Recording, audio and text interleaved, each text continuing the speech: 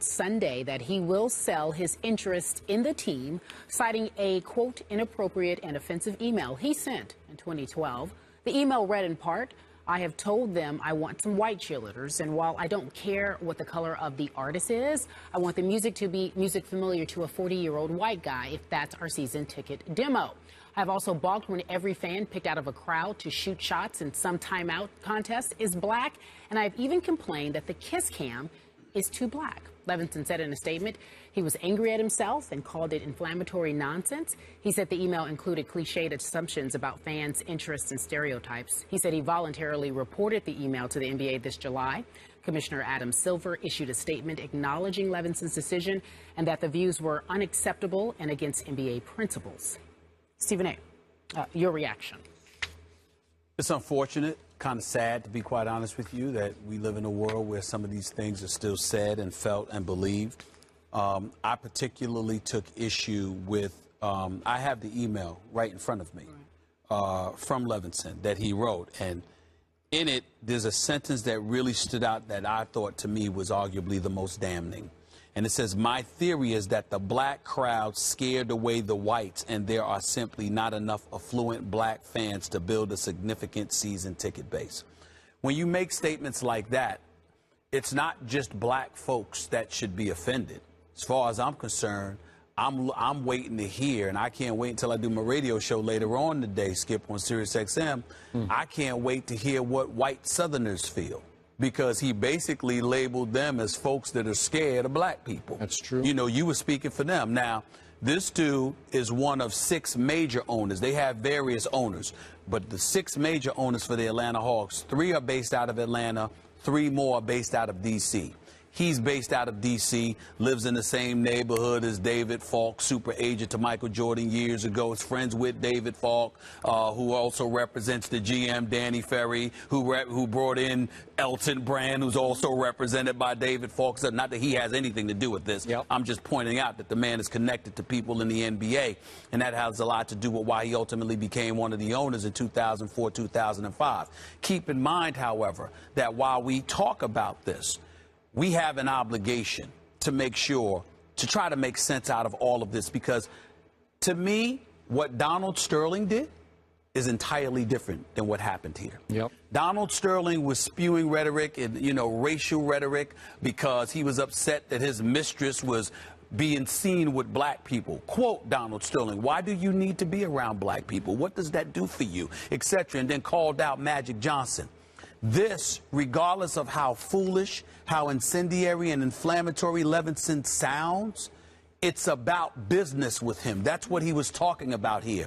He was talking about the white male demographic, which he labeled the primary demo for the NBA, because they're the ones that spend the most on season tickets, okay? The 35 to 55-year-old. Why are they not coming to our game? Why is 70% of our crowd base African American? Why is 90% of the club African American? He's saying if we want to make more money, we want to build our season ticket base, we've got to make sure a little bit more diversity on the other side comes into play, in the club, in the arena. The cheerleaders, all black. Maybe there should be a few others that are cheerleaders. Now, regardless of how that sounds, and I'm here to tell you, didn't come out right at all. He comes across as incredibly insensitive and ignorant. Yep. I am somebody who draws a distinction between ignorance and racist. You see what I'm saying? I draw that distinction. And I found his statements to be, to some degree, more ignorant than anything else. I do understand how you can look at it, because I also, again, I read what I was uncomfortable with, and I stand by that. It was uncomfortable, but I'm bringing all of that up to say, if it were not for the Donald Sterling fiasco, I believe an apology and a press conference would have been more than enough for him to get by this incident. But because of what happened with Donald Sterling, the heightened level of sensitivity has kicked in, and as a result, you have to eradicate this at every turn. Okay. That is my belief. You know far more about this issue than I know. So I'm going to defer to you on these points that you just made. Sure. And I do respect them. I must say that I'm hearing 2 issues here.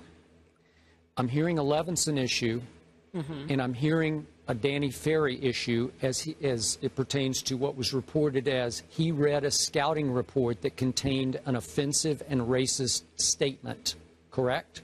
That's what has been reported. Okay, that's not what I heard. Okay, that's not what you heard. But that's a level of concern for me deeper than even Levinson, because I understand what you say about ignorance. I don't understand everything that he said. I'm going to follow up on that in just a second. But this other thing, this is egregious. This is over the line. If in a scouting report, and I don't know if that means that it came from a scout, or what, I don't know. But I just want to throw it out there that if there's a racist and offensive comment in that report, and that was the flashpoint that started this whole investigation, correct? Okay. That's the even greater concern than the Levinson statements. Is that fair? I think that's fair. I think that's fair because you're talking about black players being scouted and dissected, not just from a physical prowess or their talents that they bring to the table, not even just towards their personality, but ethnicity is playing a role because there are stereotypes attached to preconceived notions attached to them. This makes me very uncomfortable. Right. Okay, now back to the one line that jumped out at you in the email. So help me out here. In Atlanta, Georgia, I don't know the demographic as well as you would know 54% black. Thank you. At least according to the latest census report that I read. So why do you have to market to the, what did you say the age range was? 35 to 55 white men. Why do you have to market to them? 40-year-old white men. Are you telling me there aren't enough affluent black members of the Atlanta community who couldn't support this team as season ticket holders? I think what he's saying is that they're not the ones spending the kind of money that the 35 to 55-year-old white male demographic is known to spend, not to mention the fact that you have to remember one of the things that he said, and I don't know if it's factually correct, but in his email he alluded to the Washington Wizards because he was talking about the team in the nation's capital where he's at, and obviously Prince George County, very affluent black folks in that area, but they still make up 15%, approximately 15% of the Wizards audience. I don't know. Yeah. Well, why don't they buy tickets? Because they can buy. They're capable of buying. Say they don't. That's what I'm saying. We don't know. You may have more white folks in the suburbs, Virginia and what have you, that come to the games.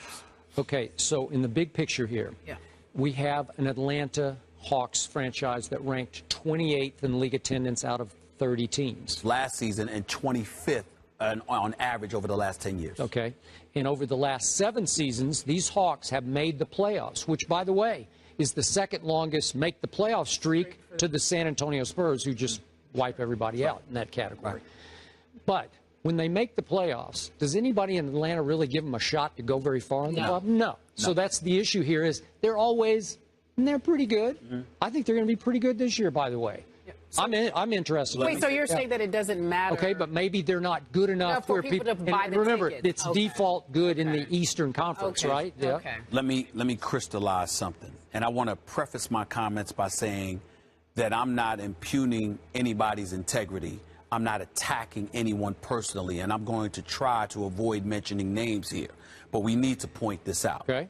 Number one, when you look at the Atlanta Hawks, clearly it's a transplanted city, so you have people that aren't necessarily loyal to the franchise. They didn't grow up loyal to the franchise. Exactly. They're from New York, Detroit, L.A., all over the place. Which is why when Kobe plays there, that's why they flock. Okay. You know, and Jordan came, they flocked, and Derrick Rose and the boys. It's not they need a star for that franchise more so than any other team. That's a good point. They have not had a big since Dominique Wilkins. Okay, so that's number one. But let's keep this in mind too. Even though Dominique is a front office executive, the belief is he doesn't have but so much power. Let's keep that in mind.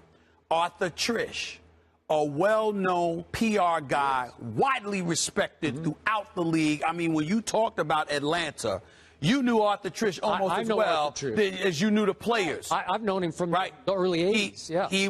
He was fired by Danny Ferry. Danny Ferry wanted his own guy. I agree. You have Mike Woodson, who guided them to the playoffs, rebuilt the franchise, guided them to 3 consecutive playoff appearances, got fired after a 53-win season and a berth to the semifinals of the Eastern Not by Conference. Danny Ferry, by Rick's son. By Rick's son. That was by Rick's son. What I'm saying to you is that when you see an email like this come out, and then we're hearing about how far this may stretch and how long this may have been going on, and then you see, for lack of a better phraseology, black bodies falling by the wayside. Okay. Yep. All of a sudden, you're looking at the Atlanta Hawks and you're like, what's going on down there? Particularly when your fan base, okay, like he said, was 70% back. When I went to the Phillips Arena, when Mike Woodson was coaching and they were in a playoff series against Miami one year, I remember. you know, Chicago, I mean, that place was bananas. Yeah. It was packed. You understand? It was a show up in there. Now, I'm not saying it was that way for regular season games because I wasn't down there that much during the regular season games. And I can tell you, there's some black folks with some money in Atlanta. There are a lot of black folks with money in Atlanta. A lot. But in fairness to Levinson and the Hawks, if folks are buying tickets but not season tickets, and the subject was building your season ticket, and the NBA, according to Levinson, is saying that the targeted primary demo is 35 to 55-year-old white males, then is he beyond the pale to speculate as to what's costing him this money with that demo? That's where we get tricky here. Because, see, for me with Donald Sterling, it was clear cut.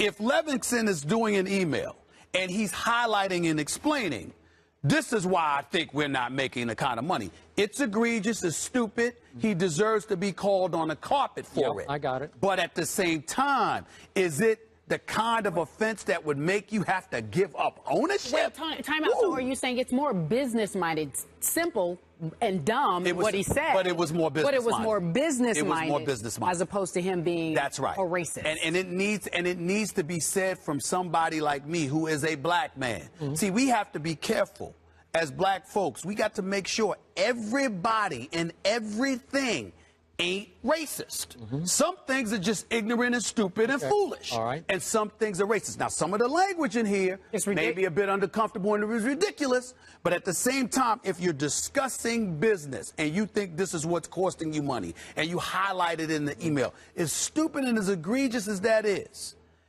entirely different than what Donald Sterling did. So too black isn't racist to you. It's just dumb. It's just dumb. Okay, and I'm going to ask this question one more time. It's just dumb. Why in Atlanta, Georgia, does your target demo need to be 35 to 55-year-old white men? If, again, the answer to that would be, are black folks buying season tickets? Okay. See, season tickets are season tickets, not a 10-game package, not a 4-game package. If you're talking about, if the subject is about the season ticket base, and according to Levinson, they're saying scour the league, and the primary demo is 35 to 55-year-old white males. All I'm saying is, before we go any further, can we investigate whether or not that's accurate? Because if it is accurate, and the businessman is saying, well, clearly that's the audience that we've got to attract because that's where the money's at. Okay. All right. Ooh. But why do you keep asking that question? Because what are you getting at? In Atlanta, Georgia, when you told me 54% African American, Right.